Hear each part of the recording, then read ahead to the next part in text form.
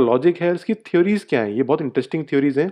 फिर उसके बाद हम देखेंगे कि विंड फॉर्मेशन प्रोसेस एक्चुअली है क्या, और एडवांसिंग और रिट्रीटिंग मानसून क्या होते हैं, साउथ वेस्ट मानसून और नॉर्थ ईस्ट मानसून। उसके बाद आपने कभी जानने की कोशिश कभी की हो कि इंडिया में ही मानसून क्यों हो रहा है, south Asia south east Asia में ही मानसून रेनफॉल क्यों हो रही है, ये पूरी दुनिया में क्यों नहीं होता है, ये भी हम जानने की कोशिश करेंगे। उसके बाद हम देखेंगे कि मानसून होने के बावजूद इंडिया में कुछ जगहों पे फ्लड्स हैं, कुछ जगहों पे ड्रॉट्स हैं, ऐसा क्यों है, कुछ जगहों पे रेनफॉल बहुत ज़्यादा है, कुछ पे बहुत कम है। तो ये सारे प्रोसेस हम समझेंगे इस पूरी वीडियो में। तो बने रहिए इस वीडियो में, बहुत कुछ इंटरेस्टिंग सीखने को मिलेगा। All right, let's begin.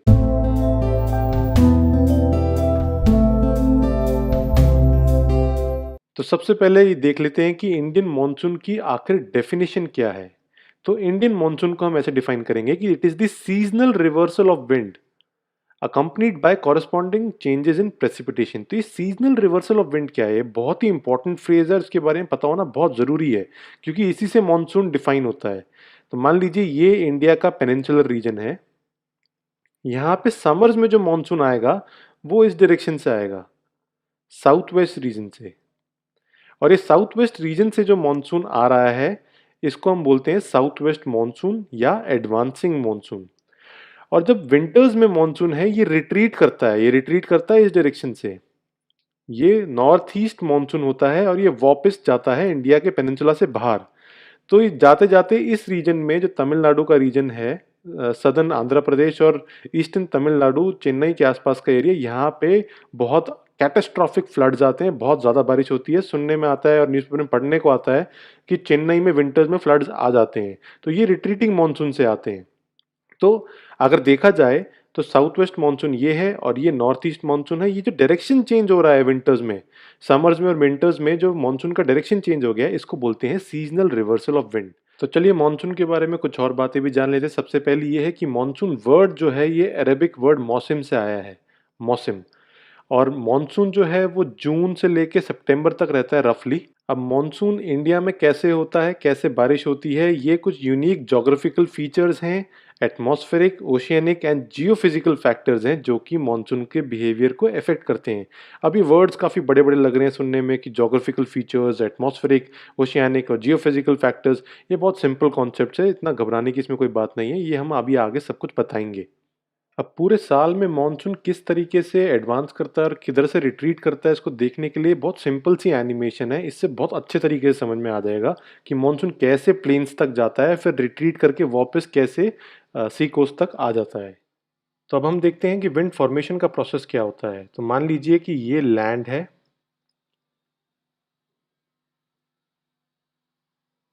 और यहाँ पे सी है,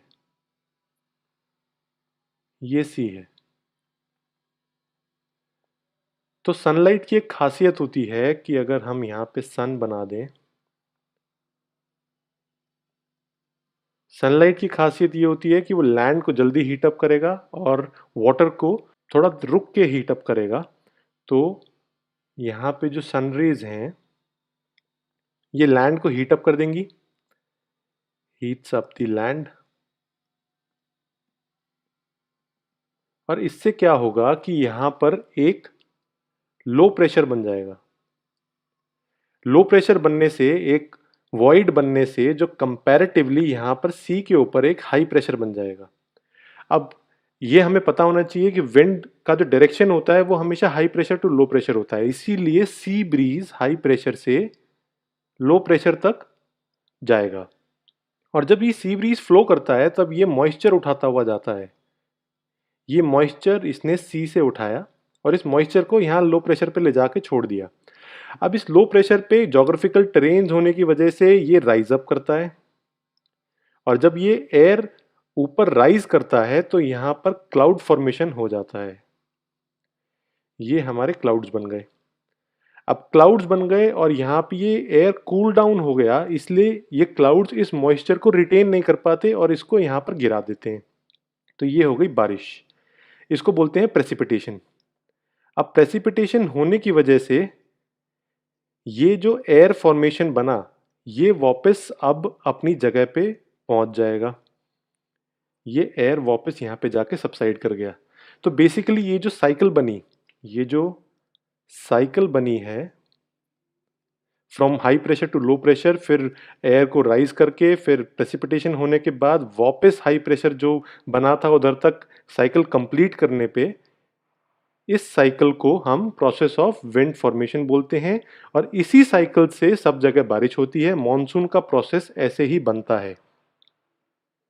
अब देखते हैं कि विंटर्स में क्या होता है। विंटर्स में विंड फॉर्मेशन का जो प्रोसेस होता है ये पूरा रिवर्स हो जाता है। तो अगर ये मेरा लैंड है फिर से, और ये सी है, तो यहाँ पे प्रोसेस रिवर्स ऐसे होगा कि सन इतना इम्पैक्ट नहीं कर पाएगा, तो land comparatively it cools down compare to the sea. तो जो सी है यहां पर इस बार लो प्रेशर बनेगा, और क्योंकि लैंड ठंडा है तो यहां पे हाई प्रेशर बनेगा। तो जो इस बार विंड का जो प्रोसेस है वो उल्टा होने की वजह से लैंड ब्रीज चलेगा, और ये लैंड ब्रीज जो है यहां से मॉइस्चर पिक करता हुआ इधर से एयर राइज करके क्लाउड फॉर्मेशन होगा, और ये क्लाउड जब कूल डाउन हो जाएगी एयर, प्रेसिपिटेशन यहां पे गिरेगा। बारिश इस बार सी के ऊपर हो गई। तो ये प्रोसेस जो रिवर्स हुआ है, तो विंड फॉर्मेशन के प्रोसेस समर्स में कैसे होते हैं हमने देख लिए, और विंटर्स में कैसे होते हैं। इसी से हमें पूरा एडवांसिंग मॉनसून और रिट्रीटिंग मॉनसून को समझना है। हालांकि ये वीडियो इंडियन मॉनसून के बारे में है, पर फिर भी हमें पता होना बहुत ज़रूरी है कि monsoon all over the world इसका एक्सटेंट क्या है। ये एक मिथ है, लोगों को लगता है कि मॉनसून सिर्फ इंडिया में है और साउथ एशिया रीजन में है। ऐसा नहीं है। Monsoons are experienced in the tropical area रफली बिटवीन 20 डिग्री नॉर्थ और 20 degree south. All over the world monsoon 20 degree north और 20 डिग्री साउथ के बीच में कन्फाइंड है, ट्रॉपिकल रीजन में। हालांकि इंडिया में ये ट्रॉपिक ऑफ कैंसर के ऊपर भी है, नॉर्दर्न प्लेन्स में 23.5 डिग्री हो जाता है वो।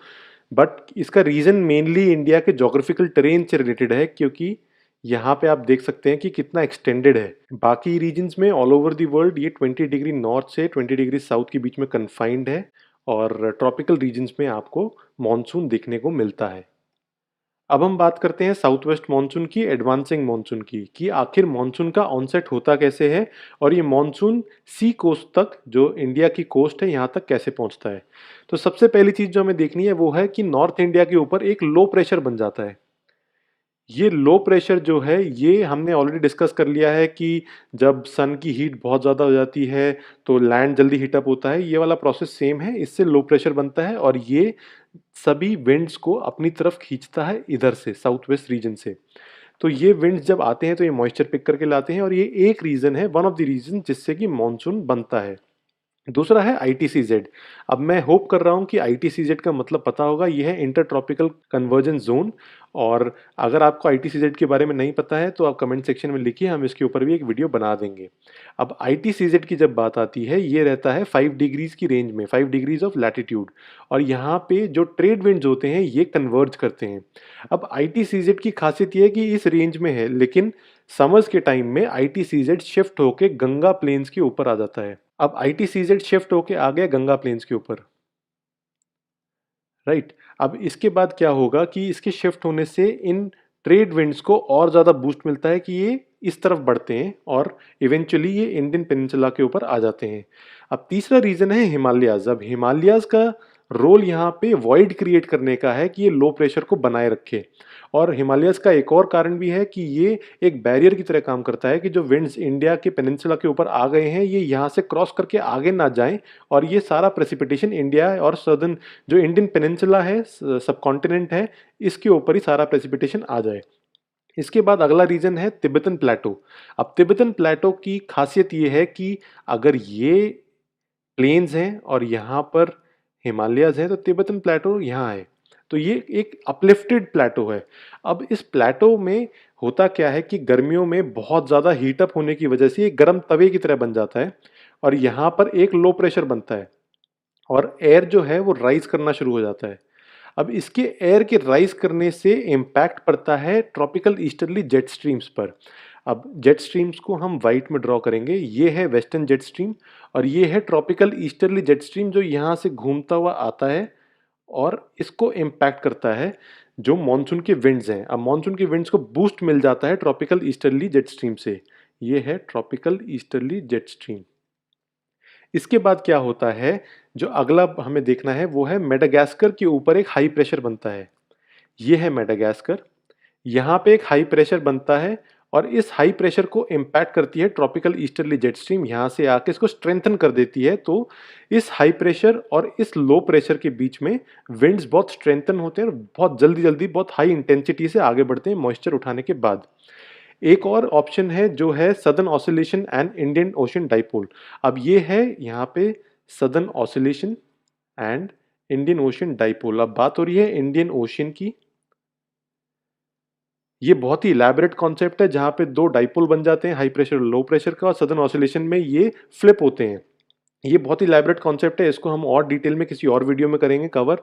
लेकिन अभी के लिए हमें ये जानना जरूरी है कि सदर्न ऑसिलेशन और इंडियन ओशन डाइपोल की वजह से भी मॉनसून स्ट्रेंथन होता है। एक और रीजन है, वो है ये है सोमालिया।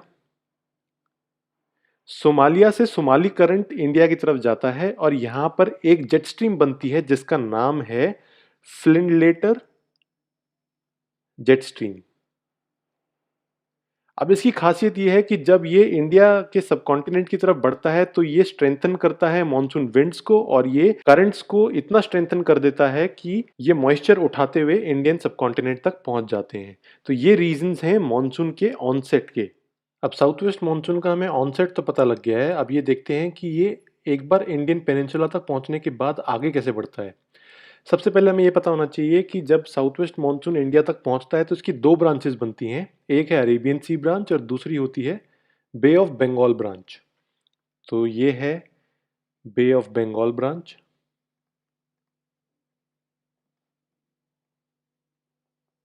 और ये है अरेबियन सी ब्रांच।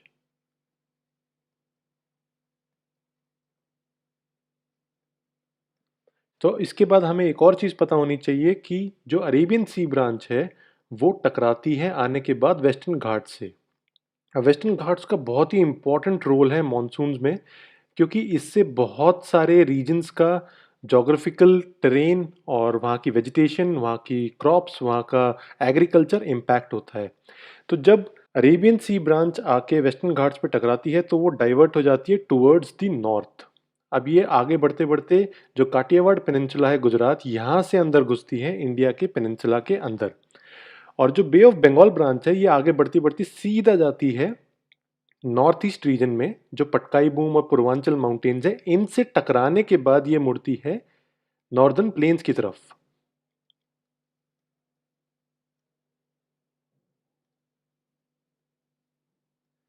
तो अब इसमें हमें एक चीज़ समझने की ज़रूरत है कि जो अरेबियन सी ब्रांच है वो वेस्टर्न घाट से टकराने के बाद नॉर्थ की तरफ शिफ्ट हो जाती है और जो बे ऑफ बंगाल ब्रांच है वो आगे जाके पटकाई बूम और पूर्वांचल माउंटेन से टकराने के बाद नॉर्दर्न प्लेन्स की तरफ शिफ्ट हो जाती है। अब अगर ये वेस्टर्न घाट्स के बारे में हम बात करें तो हमें एक चीज़ पता होनी चाहिए कि वेस्टर्न घाट जो है ये कंटिन्यूस माउंटेन्स हैं, इसीलिए यहाँ पे इतने गैप्स नहीं बनते हैं। गैप्स बनते तो ये मानसून यहाँ से आगे बढ़ता और जो डेक्कन प्लेटो है इस तरफ आता।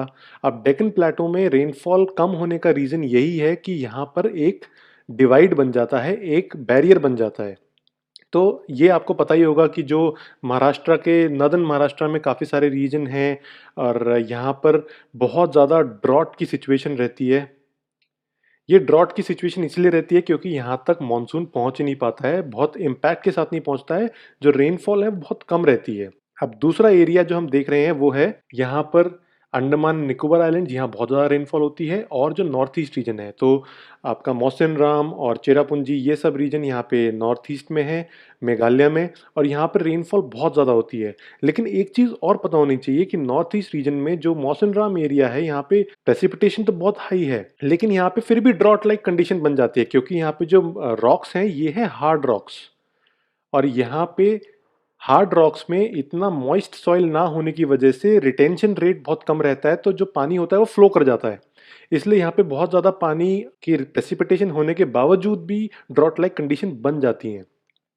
अब इसके बाद हमें ये पता होना चाहिए कि जब इनिशियली बहुत ज़्यादा बर्स्ट होता है मॉनसून का तो वो ज़्यादातर जो रेनफॉल है वो इस रीजन में और ये जो आपके वेस्टर्न घाट्स के वेस्टवर्ड रीजन है यहाँ पर बहुत ज़्यादा रेनफॉल हो जाती है।